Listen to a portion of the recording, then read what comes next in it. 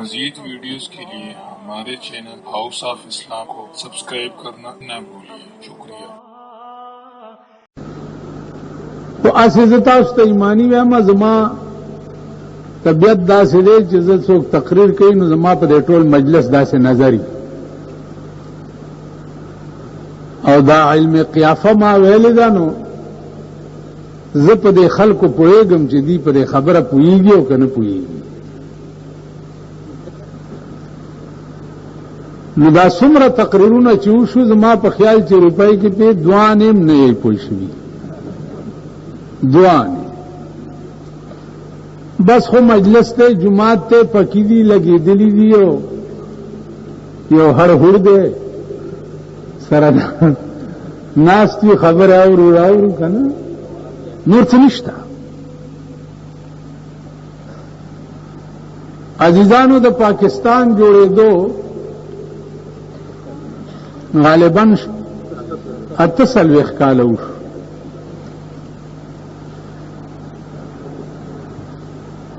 په 48 کاله کې یو طالب د زلیخی کتاب ویلو د استاد نه نو چې دا کتاب ټول خلاص شو نو آخر کې د استاد نه پوښتنه کوي چې استاد چې د زلیخا خزا وکنرو هغه بیره د غر کا شه د زلیخی کتاب ټول خلاص شو خزا ونر دې پکې ونه پیژن نو زه تاسو ته ایمانی وایم 48 کاله کې اوس مونږ پوه نه شو چې دا پاکستان خزا ده کنر دی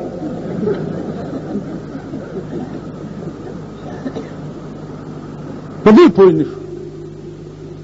او زه خو په بالکل نه پوي کې دی چې دا زما مرګري په پوي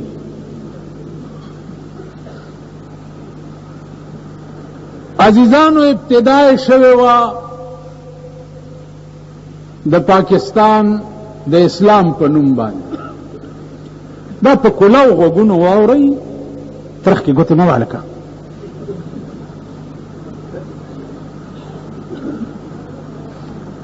زه درته ایمانی یم زه داسې بیمار یم چې ما کې خپل وینه نشته ولس بیګه وینه د دې قاری فیاض د مدرسې د طالبانو راته ختلې ده ولس بیګه نو زه د خبرو تابم نه لرم دا ړومبی تقریر دی چې زه ستاسو مخکې کوم و مجبور یم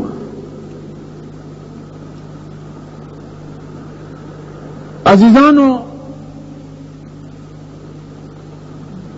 ابتدای شوه وا چې د پاکستان مطلب با څه شوی لا اله الا الله د یو بزرگ کلام دی اوس می چانه واوریدو ما خیال دی زما د زوی ویلی چې بزرگ ویلی چې دا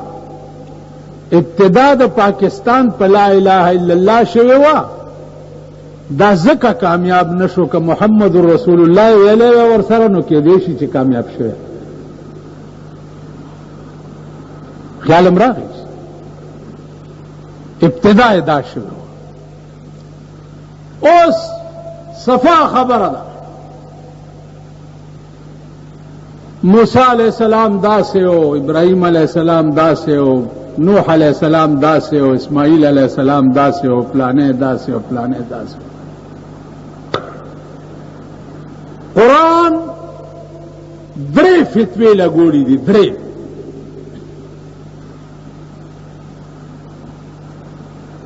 درې فتوی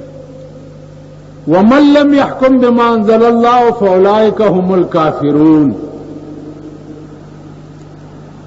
څوک چې په قرآن فیصله نه کوي دا خلک کافر دي ومن لم يحكم بما انزل الله فاولئك هم الظالمون څوک چې په قرآن فیصله نه کوي دا خلک ظالمان دي ومن لم يحكم بما انزل الله فاولئك هم الفاسقون څوک چې په قرآن فیصله نه کوي دا خلک فاسقان درې فتوی قرآن لګوري اوس تاسو سوچو کوي چې د قرآن دا فتوی پچالی گلی پچا لگیدلی دي او دا قرآن راغلی چاته قرآن چاته راغلی چاته تاسو ته راغلی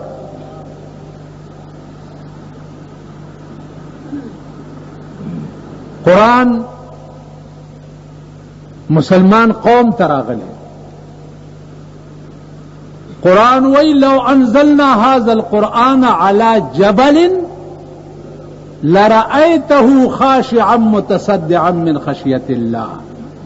کدا قرآن ما په غرونو نازل کړی وی نو غرونه بم ریزه ریزه شوي وي او بېدلي به وي نن قرآن غوندې کلام ستا په ملک کې موجود دی